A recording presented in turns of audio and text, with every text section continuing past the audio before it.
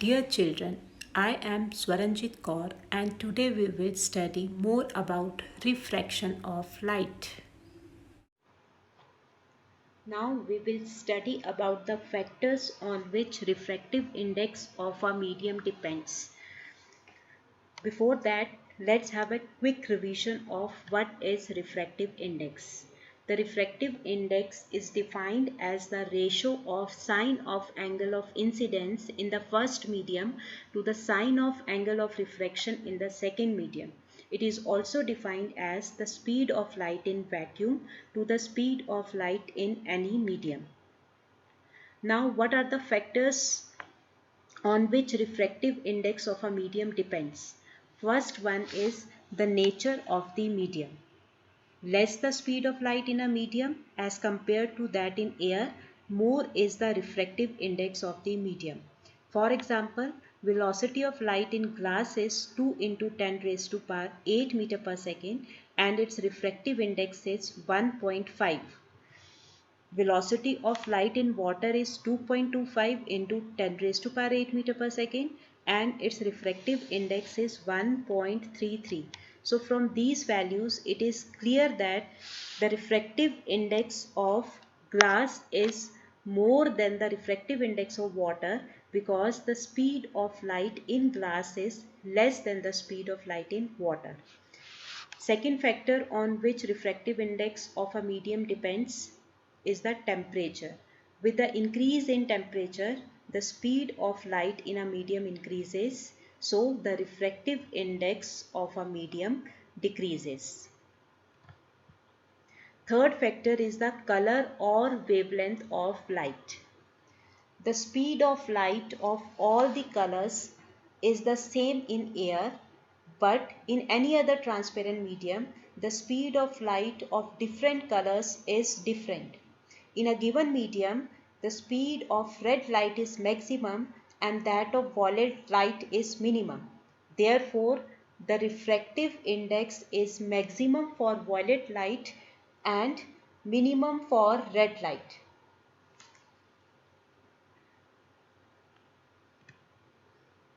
Next is the principle of reversibility of light. The principle of reversibility of light states that light will follow exactly the same path if its direction of travel is reversed. That is, the path of light is reversible. Let us consider a ray of light AO traveling from rarer medium to denser medium. At the point of incidence O, draw the normal N1, N2. Here I represents angle of incidence and R represents angle of refraction. We know that a ray of light traveling from rarer medium to denser medium bends towards the normal. The refractive index of second medium with respect to first medium is given by the expression mu 1 2 is equal to sine I upon sine R. Let this be equation 1. Now I will place a mirror normally in the path of the refracted ray. The refracted ray will strike the mirror and after reflection retrace the same path, reaches point O, and while passing from denser medium to rarer medium, the ray of light will bend away from the normal and finally reaches point A. This is called the principle of reversibility of light. Now, the refractive index of first medium with respect to second medium is written as refractive index of first medium with respect to second medium is written as sine R upon sine I. Let this be equation 2. In equation 2, R represents angle of incidence and I represents angle of refraction. Multiplying equation 1 and 2, we will get refractive index of second medium with respect to first medium into refractive index of first medium with respect to second is equal to 1, because the quantities on the right hand side will get cancelled. It means that refractive index of second medium with respect to first medium is equal to 1 upon refractive index of first medium with respect to second. For example, if I say refractive index of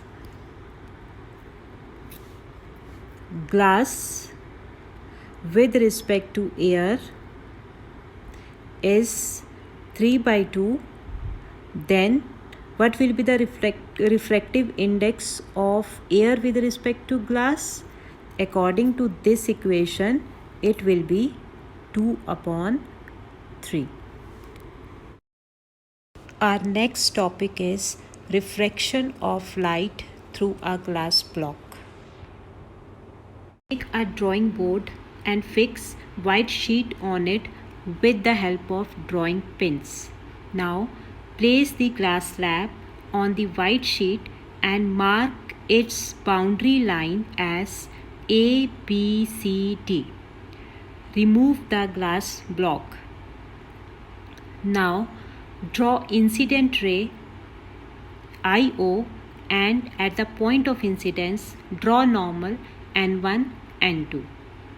Now fix two pins on the incident ray such that the distance between the two pins should be at least 5 cm.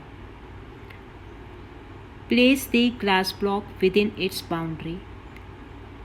Look through the other side of the glass block and fix two more pins such that the base of all the 4 pins should be in the same straight line. Remove the glass block and mark the pin points as P1, P2, P3 and P4. Join P3 and P4 to represent the emergent ray. At point O dash draw normal N1 dash N2 dash. Join OO dash. OO dash represents the refracted ray. Measure the angle of incidence, angle of refraction and angle of emergence. We will find that angle I is equal to angle E. Now produce the incident ray in the forward direction. You will see that the incident ray produced and the emergent ray are parallel to each other. The perpendicular distance between the path of the incident ray and the direction of the emergent ray is called lateral displacement. Now the factors on which lateral displacement depends are: first one is the thickness of the glass block or the medium. More the thickness of the medium, more is the lateral displacement. Second one is angle of incidence. More the angle of incidence, more is the lateral displacement.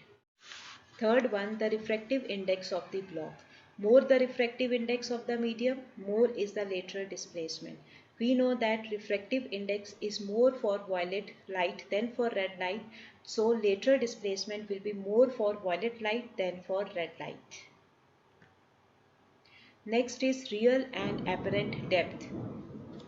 An object placed in a denser medium, when viewed from a rarer medium, appears to be at a depth lesser than its real depth. This happens because of refraction of light. Let us consider an object placed at point O. A ray of light starting from point O travels the path OA and it strikes the interface normally, so it will not suffer any refraction and passes undeviated. Another ray of light OB starting from point O strikes the boundary surface and bends away from the normal while traveling from water to air. To the observer, the light travels in a straight path, due to which he sees the object at point I. So I is actually the apparent position of the object. This is not the actual position of the object. O is the actual position of the object, but to the observer it appears that the light is coming from point I, so he sees the object at position I. So AI is the apparent depth of the object and AO is the real depth of the object. It is more clear from the second figure. Relationship between refractive index, real depth and apparent depth. Refractive index of water with respect to air is equal to real depth upon apparent depth. Now what is shift? The vertical height OI is the shift. How much the object appears to be raised then its actual position is called the shift. So OI is equal to, from the diagram you can see OI is equal to real depth minus apparent depth, which is further equal to real depth into 1 minus 1 upon refractive index of water with respect to air. Next, the factors on which shift depends. First one is the refractive index of the medium. Higher the refractive index, more is the shift. Second, thickness of the medium. Thicker the medium, more is the shift. Third one, wavelength of light. Shift decreases with the increase in wavelength of light. We know that wavelength of red light is more than the violet light.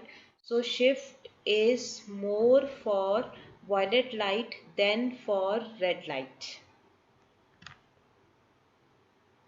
Now we will see the apparent bending of stick under water.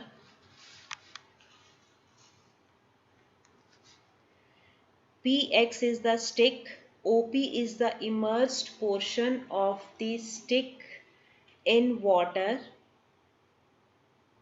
but to the observer he will see the immersed portion of the stick as OP dash. So to him the stick appears to be raised and bent at point O. Now how it happens? This is due to the phenomena called refraction of light.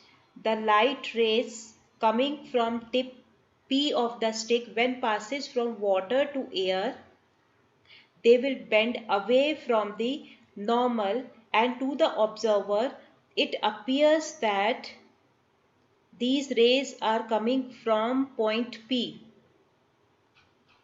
So to him the stick appears to be raised and bent at point O.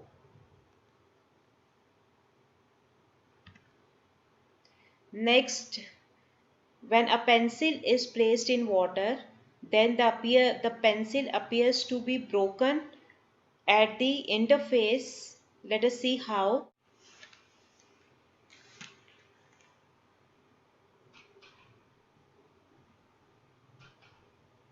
Now apparent bending of stick in water or pencil in water, what happens?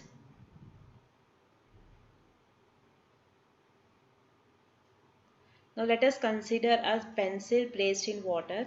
The rays of light starting from the tip of the pencil travels in straight line in water, and at the interface the rays of light will bend away from the normal. The rays of light will bend away from the normal. To the observer, it appears that these light rays are coming from a point somewhere here.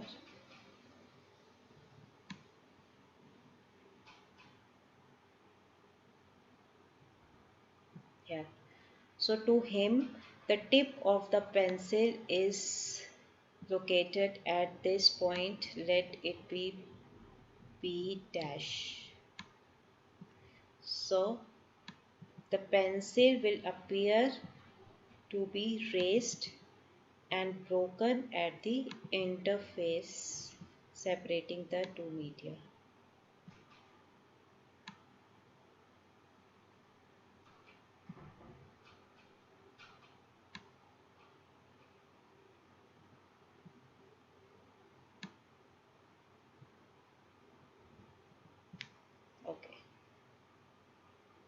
This is how you have to draw the diagram.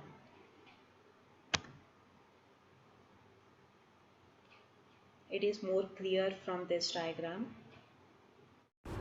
Effects of refraction of light. First one, twinkling of stars. Do stars really twinkle at night? No, stars do not twinkle. The twinkling of stars is due to the phenomena known as refraction of light. Light rays coming from stars travel through different layers of air of varying densities. These rays bend towards the normal as they travel from rarer medium to denser medium. The movement of air and convection current changes the density of the air, due to which the position of the star goes on changing after every interval. These different positions formed at short interval gives us the impression that stars twinkle. Second, refraction also causes apparent depth of the water bodies to be lesser than the real depth. For example, swimming pool filled with water appears to be shallower. The legs of a person inside the pool appears to be shorter. Let us see how. A coin placed in water. A ray of light starting from coin bends away from the normal, but to observer the light seems to have travelled a straight path, due to which he sees the coin a little raised than its actual position. That is the apparent depth of the coin. It is due to this reason a person's legs appears to be shorter in a pool. Now, a pencil placed in water appears to be bent again due to refraction of light. A stick appears to be bent because the light has taken a straight path for the observer, but actually the ray of light has suffered refraction.